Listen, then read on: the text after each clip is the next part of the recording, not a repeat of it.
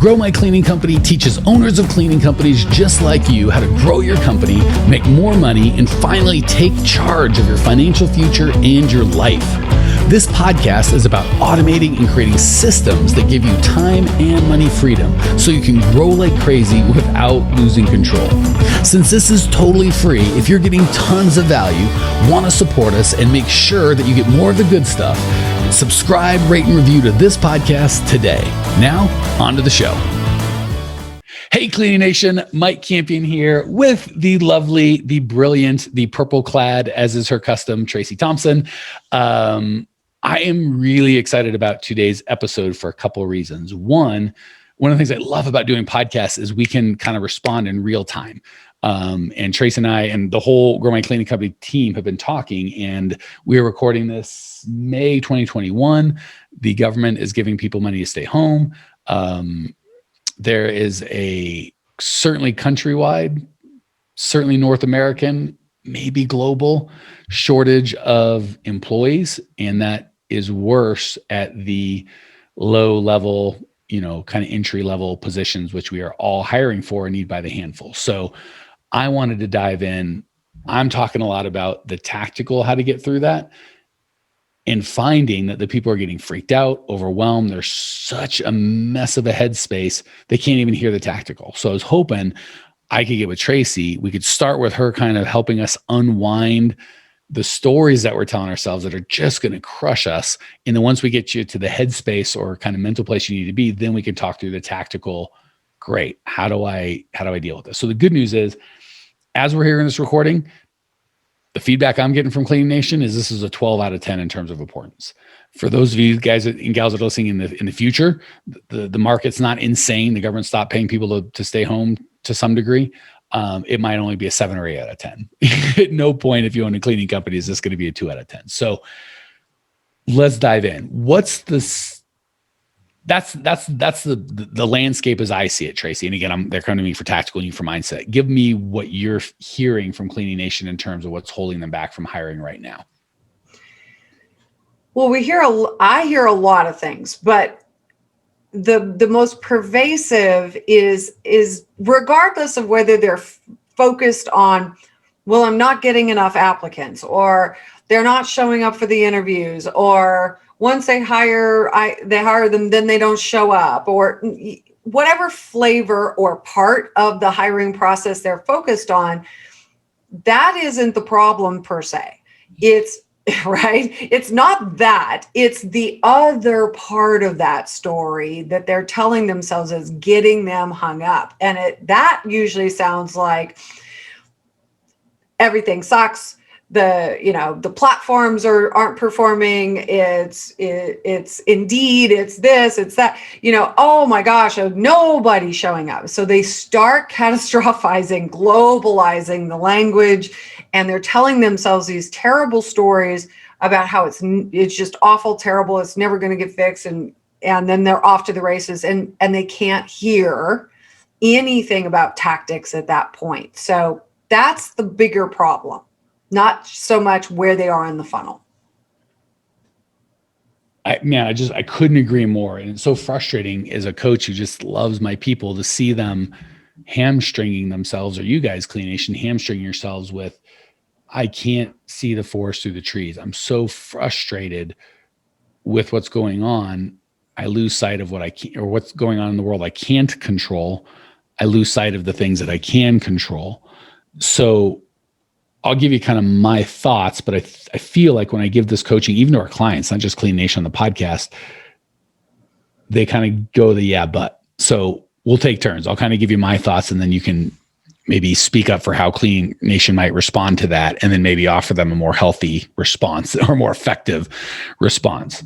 So I've been, on my soapbox, jumping up and down, preaching, doing everything I can to anyone that'll listen, saying, guys, gals, this is a pivotal point for your cleaning business.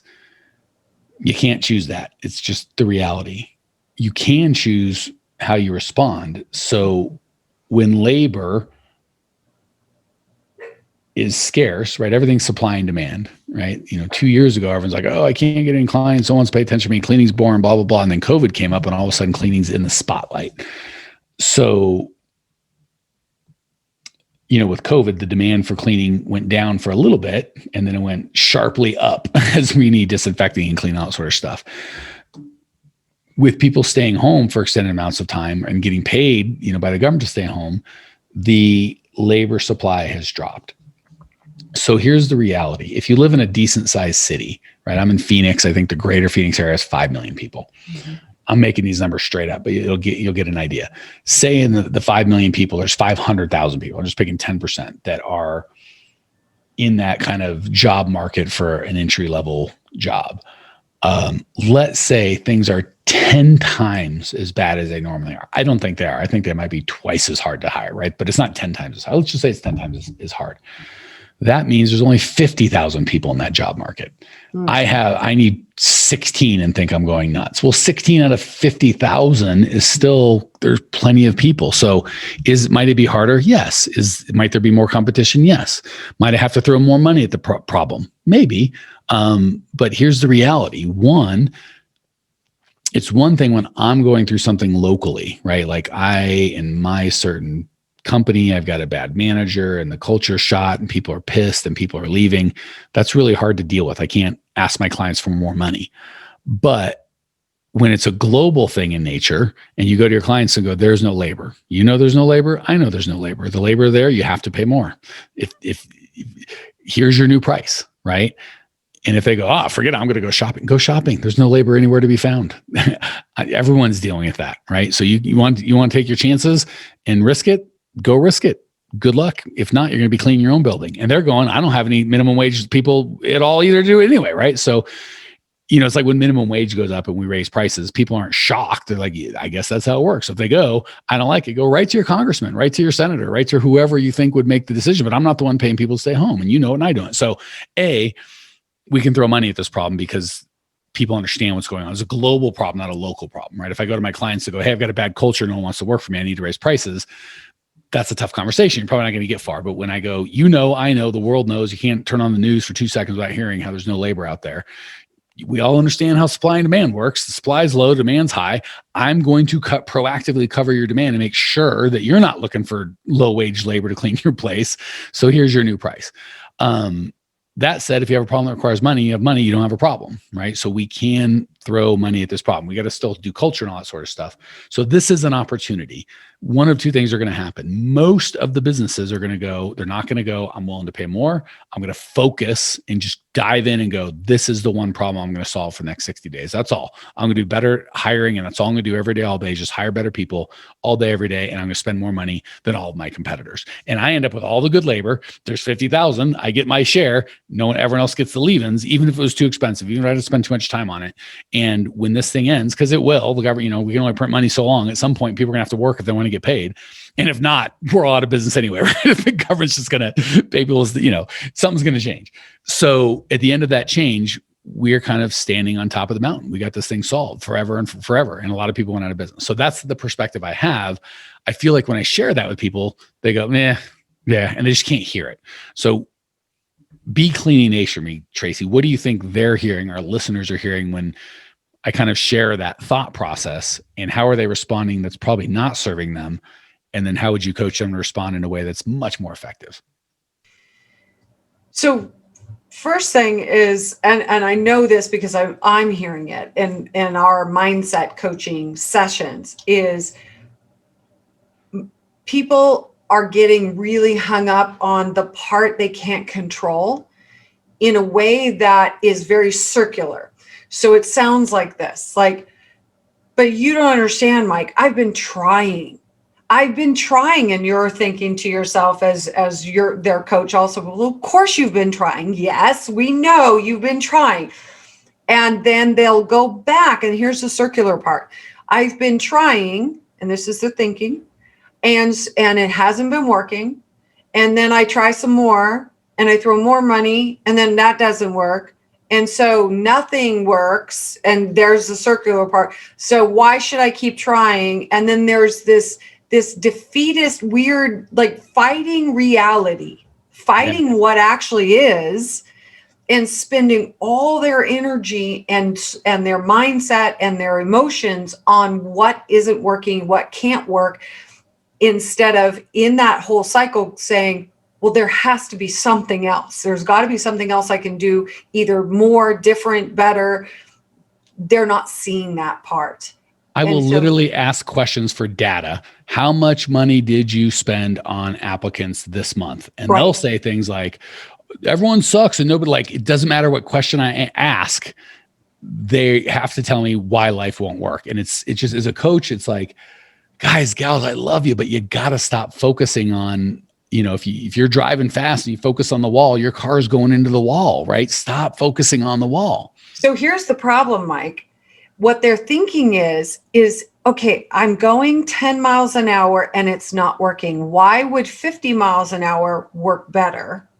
And I guess logically, in a weird way, I guess to a certain point that seems reasonable. But if you've ever, here's the analogy or the metaphor I like to use. Any of you have ever ridden a bicycle? Okay.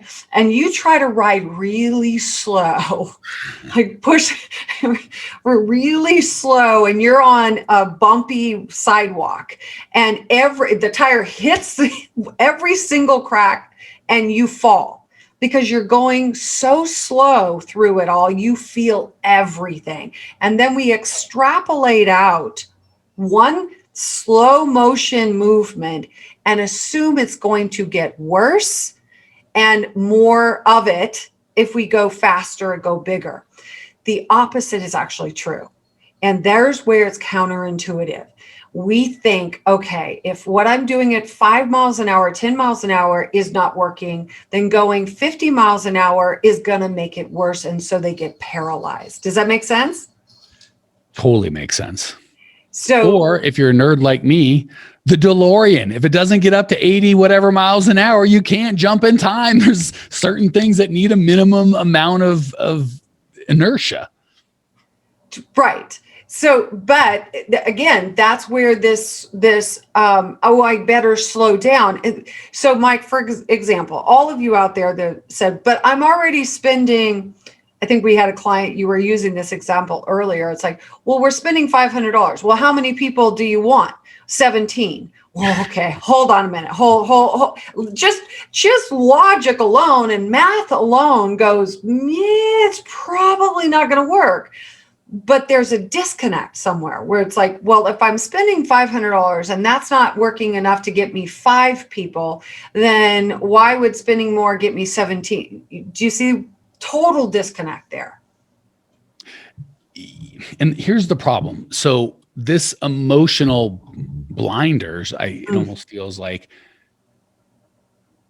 inhibits us from seeing the truth. So I've managed teams of salespeople before, and anytime you're asking for a definitive answer on something they'd committed to, so if it was, you were supposed to make 50 outbound calls yesterday, how many did you make? Anytime the response is anything other than a number, I know it's a problem. Well, but you got to see, I had my, right off the bat, it's never story, 50, right? It's always, they trust me, if it's 50 or 60 or more, they start with, I made 50, and then they'll tell you. So anytime they dodge, or you as a owner dodge the question in your own mind, what you're saying is, if you are trying to hold me accountable to talking about things I can control, but that sounds like work. I would like to bitch about things I can't control, which makes me feel better. So I guess we really kind of, and it's weird because it doesn't make us feel better. It makes us feel like garbage when you're like, I'm out of control. It's the government's fault. It's Indeed's fault. It's the jackass's, part of my language. It's everyone's fault but mine. And we start talking about, well, what can you do that doesn't feel so good? It feels better to talk about it's the world's fault, which is fine if you want to be a $10 an hour employee. But if you're leading the ship, if you're the leader of this thing, you got to be the ultimate, my fault, I got it, my responsibility, right? At the end of the day, you got to own that thing. And I feel like I'm talking kind of tough, and this isn't a fun, we usually have a lot more fun on the show, but this is a big deal. And I feel like if we're going to let ourselves off the hook with, how much did you spend? How many applicants did you get? What's your process? What's your system? How much? And if you're not willing to have that conversation with yourself or with me, you're never going to find the problem. And so many people are taking an emotional response to a logical problem. So the guy that you use that, had $2,000 or $3,000 of budget required to meet his hiring needs, he was like, I'm doing all sorts of things to get more people to show up.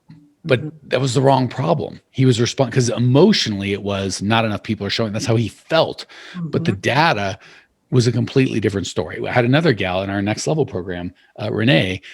She was freaked out about her hiring. And when I forced her, and she had a bunch of stories to tell, I'm like, hold on, we'll tell the stories in a second, but let's just start with the data. At the beginning of the month, how many did you want to hire? 6. Great. This happened to be on the 20th of the day we're having this conversation. How many of you hired so far? She literally told me 4. So she was 2/3 of the way through the month, and she'd hired 2/3 of the people that she needed. When I forced her to look at the data, it was fine. It was literally just in her head. And she's like, holy crap, I had no idea. It felt so bad. She felt like, and she was just about to literally stop doing the thing that was working to test this other thing that may or may not have worked and feel garbage about it. So that unwillingness to look at the data is a killer. And again, for me, I'm so logical. I don't have the mindset stuff you have. That's why I'm so glad you're here. I just don't get it. So walk Cleaning Nation through. They're like, yeah, if I had to be honest, I kind of feel that where I'm doing that. Why do we feel that way? And how can we move over to looking at this in an effective way that's going to get us the result we want? So the first thing I want to do is just frame for everybody. Many, many studies have now been done by neuroscientists who study this, that all 100% of our decisions are emotionally based and justified with intellect or logic. Okay, not the other way around. So the first thing we have to acknowledge is that we are making emotionally based decisions, period. The question now is which emotions? It's not, do we use emotions? We do. Absolutely. The question now is, are those emotions running you? Like, are you allowing the emotions either subconsciously or consciously to rule you? So like in the case of Renee, as an example, she was feeling a lot of things, which was clouding her intellect, if you will, clouding the judgment, clouding the facts that were obscured to her because she was so in the emotion of it that she couldn't see straight. So the first thing you got to do, everyone, whenever you're faced with a decision, especially when it's something that's challenging like this, and it's probably been going on for more than a day, is you got to check in. What am I feeling right now? Like, really be honest with yourself. What am I feeling? What kinds of emotions? And it's never going to just be one emotion. There's going to be a mixture. But the ones that become problematic are things like anxiety, fear, anything that sounds like all or nothing. Everybody is this way. You know, those stories and those emotions that connect to fear, anxiety, and trepidation, anything that hesitates, then you know there's some emotions mixed in there that are probably not serving you. Right at that moment, you're going, all right, I've got to tune in. And those emotions have stories attached. That's when we need, it's like, Renee, I feel like it's not working. So the very first thing is, I'm afraid this isn't working. And she starts doubting everything she's looking at. Her whole process suddenly looks broken when it wasn't. So that was a fear response. So immediately, if you're starting to feel that, the first thing is you've got to pull back and check the emotions and say, what story am I telling myself right now that's contributing or connected to that feeling? So let me ask a clarifying question, because you said something, and I love, having coached thousands of owners, cleaning companies on this years and years and years. I love when I talk with Tracey, I'm like, man, she just blew my mind. So you guys know this isn't scripted. We didn't talk. I mean, I'm just like, yes. What Tracey said, and I don't know how many times we've spoken. Today, I think she walked me, hey, it's a year we've been working together. So you guys have been enjoying and benefiting from Tracey for a year now. And I still get something new. So the big thing I heard, and it just, my big dumb brain, I should have known this. 100% of us make, and it's so funny, as a salesperson, I know this. When I'm trying to help people make a decision, I know they're going to make decisions based on emotion. And as a coach, it's the same thing. And I'm really just selling them even though I have their money, I'm not selling them to get money. I'm selling them to adopt the ideas that I know are going to help them. Still a sale. So I love identifying that all decisions are emotional, and we think like, oh, not me, not all. Yeah. Not true. All of them and you and me. And I feel like I'm on the scale of pragmatic versus emotional. I'd say I'm much more pragmatic. So only 100% of my decisions are made by emotion, right? Because I'm on the pragmatic side if I'm being honest with myself. And again, it's so funny that we back it up with logic, which could be so full of crap, right? You can see this in people. Right, which is why we see such huge gaps in logic. That's when you ask them logically questions and they're telling you their emotions are saying, but you don't understand, this logic makes sense, Mike, until you start pulling it apart and they're like, oh, I guess that logic doesn't make sense. But sometimes they don't even get it. Like, no offense to all of our flat earth friends out there. You'll see people that have this belief the earth is flat. And it's like, you can be on a plane, you can fly around it. Like, you can go to the moon. There's all sorts of things but their emotion is tied to this thing. And they're not crazy people. I'm guessing they just have an emotion that's tied to this thing. And if someone could help them unwrap it, whichever. So for those of you like, not me, it's you, I promise. Right. So yeah. So the clarifying question I want to ask is, hopefully you guys are all with us, and let's just take the journey and just pretend, even if you're like, not me, just for now, just pretend all the decisions, just hang out with us in this premise for a minute. Let's pretend every decision we make is emotional. How can we, and you said it perfectly. So as opposed to going, well, screw that, I'm going to go logical, not emotional. I don't think that's really possible, right? No. Maybe if we really focus for a minute, we could on this decision, but just, I don't think that's a long-term state. So how do we embrace it and go, all right, if we're wired that way, it can't be all bad, right? Emotions, it's not like we're Dr. Spock here and emotions are bad. That they have something to contribute. So how do we make sure that we're focusing or allowing the right decisions or the right emotions to make decisions? Yes. And how do we integrate logic in a realistic way, right? Not just go, I'll just be completely logical. It's like, you won't. So how do we live in reality and like identify what the emotions are, good or bad, and kind of use that new knowledge to get us where we want to go? So that's a great question. And really, let's think about it, step back and let's not take anything specific right now. Let's just say, just in general, when you've made the best decisions in your life, think back at a time where you made really good decisions. What was your emotional state? Most of us will say that I wasn't in a panic, fear, anxiety-driven state. Most of us recognize that the best decisions that we made, we felt, and this is interesting language, I trusted my gut feeling. I trusted my intuition. I had this positive feeling, like I just knew that this was the right way to go, and it felt positive, it felt inspiring, and the reason we use that language of trusting your gut feelings, trusting your intuition, is because that's evidence that it's emotional. First of all, we feel it, and your optimal state is when you're making positive movement types of decisions is going to be a positive emotion. It's going to feel good versus just trying to plow your way through getting out of feeling bad.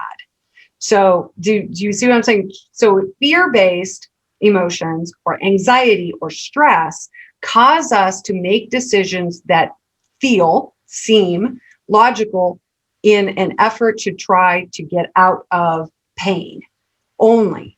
And that can be very irrational. So a good example is, I'm freaking out. I'm trying to hire people. I've got new clients coming on. I don't have enough people to cover the shifts. I'm going to have to clean tonight. No, I'm going to have to go back and clean. Yes, it's like, I'm freaking out. I need to hire. I've got people coming in and I'm doing interviews, but in my fear-based mind, I'm freaking out. Now, all I'm trying to do at this point is to get out of that intense pain I'm feeling, the fear and anxiety, and I hire the next 3 people to come through my door. I don't care.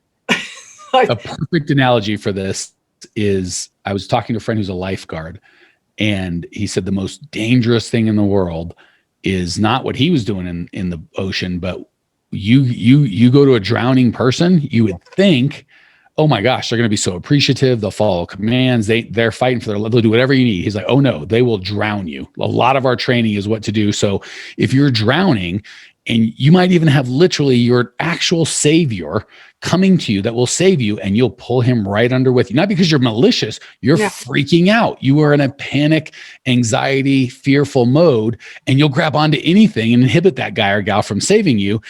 The solution's right there, but that freak out. And if you just had hope, oh my gosh, this guy's going to save me. It's going to be okay. I'm just going to relax and wait. That would be super effective. But when you're like, I'm going to die, I got to have a breath, I'm just going to hold on to this guy or gal, you'll drag him right down with you. Thanks for tuning in to today's show. If you're fired up, ready to grow, and want to see if you have what it takes to work with us at Grow My Cleaning Company, here's what I want you to do right now. Go to growmycleaningcompany.com/talk. That's growmycleaningcompany.com/talk to book an appointment to speak with me personally. I'm going to jump on the phone with you to get you crystal clear on where you are now, where you want to be, and how to get you there. Don't walk around in the dark any longer. If you are serious about growing your cleaning company, it's time to finally get the systems in place that you need to grow. We've helped hundreds of owners of cleaning companies not only grow their business and their personal freedom, but give back to their community as well. If that's what you're looking for, head over to growmycleaningcompany.com/talk and book a time to talk with me personally. I can't wait to get to know you and your business.